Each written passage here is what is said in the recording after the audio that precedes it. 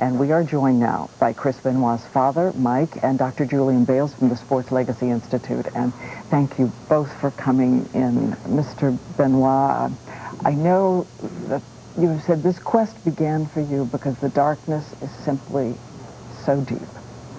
The sadness. It is. It was a tragic event. We not only lost our son, but our grandson. Also Nancy. It is an extraordinary thing to decide that you will then take part of your son's brain and you will try to have it analyzed to see if science has answers. Is it just the hope that someone else will recognize dangers ahead? Is that how you came to this choice, this decision? Well, first we needed an understanding because the person that did this is not the man we know and love. He was a loving father, loved his wife, loved his children. We had no understanding of how this could have happened. So it was important for us to investigate to see if there was a possibility that there was something that went terribly wrong with him. Well, as Bob Wooders told us in the last half hour, Dr. Bales, you think you have possibly some answers. I know nothing is definitive, but you think there's something that everybody at home should see, and it's concussions. It has to do with concussions and the effect on the brain. Now, I wanted you to show everybody what you found when you took the brain tissue and you started to analyze it.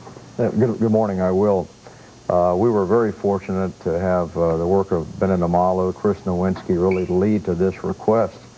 And this is a healthy brain on the left, and you see a very smooth background here. You see normal brain cells and no abnormal staining at all. Very, very consistent. Here we see a very small section of Chris's brain, and you see these brown areas here against a very, very striking brown background here.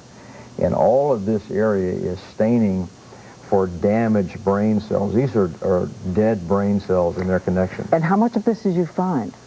It was extensive throughout Chris's brain. It was striking and maybe shocking in the extent. Another example that you have, another contrast you have, is the brain of an Alzheimer's patient. You have said that this mimics some of the things you see in Alzheimer's patients, even in this young man. Well, it does, exactly. And here you see an Alzheimer's patient, again, a very striking uptake of the brown dye. And this is a dye that you need to tell this protein, which indicates the previous damage.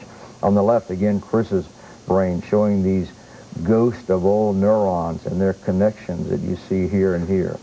So very abnormal, something you should never see in a 40-year-old. So let's get to the bottom line here. Are you saying this morning that you think that concussions, which caused the kind of damage you've seen here in the brain, led to what Chris Benoit did?